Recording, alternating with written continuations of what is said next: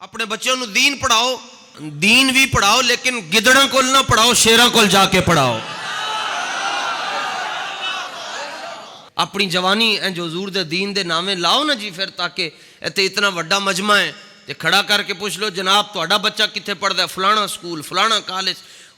بابا جی فرماندے سے نا جڑا جملہ استعمال کیتا جاندا ہے اعلیٰ تعلیم, اعلیٰ تعلیم کے لیے, فرمایا یہ تو کفر ہے. اعلیٰ تعلیم تو صرف وہ ہے جو رسول اللہ کا فرمان ہے یا خدا کا قرآن ہے.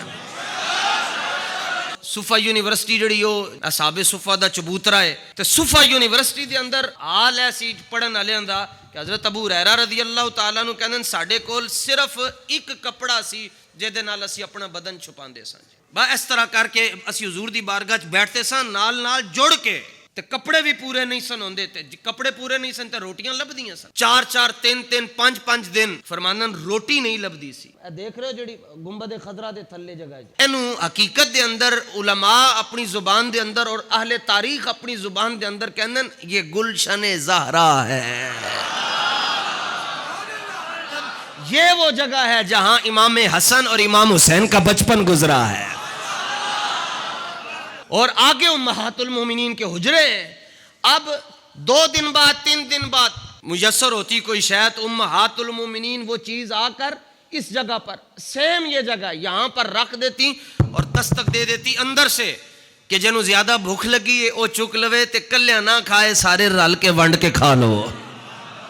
اس چبوترے پر, اس یونیورسٹی پر جو بیٹھے اور انہوں نے کسی کے پاس کپڑے نہیں ہیں, بس حضور کا در نہیں چھوڑا. حضرت ابو ہریرہ کہندے ہیں کہ میرے اندر اتنی سکت نہیں سی ہوندی کہ میں کھڑا ہو سکاں, جتھے ٹیک لگ جاندی سی اوتھے میں کھڑا ہو جاندا سا کدھر ڈگ نہ جاواں. اور 53 سال دی عمر وچ امتحان شروع ہوئے تو فرماندے ہیں کوئی شے نہیں سی لیکن دے باوجود در رسول نہیں چھڈیا. پھر اس یونیورسٹی میں جو پہلا طالب علم ہے اس کا نام ابو بکر صدیق ہے. دیکھو نگاہ ایک کوئی ہے لیکن حضرت ابو بکر صدیق دے ہوتے نگاہ پہ ہی اثر ہو رہے, حضرت عمر تے پہ ہی اثر ہو رہے.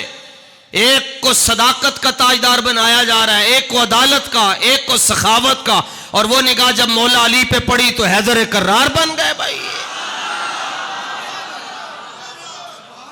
اعلیٰ تعلیم کے حصول کے لیے صحابہ نے اے نہیں کہ حضور کلمہ تو اڈا پڑھ لیا تے تعلیم جا کے اسی اوتھے پڑھ کے آئیے, اوتھے ہی حضور دے در تو جو لبیا حضور دے در تو جناب.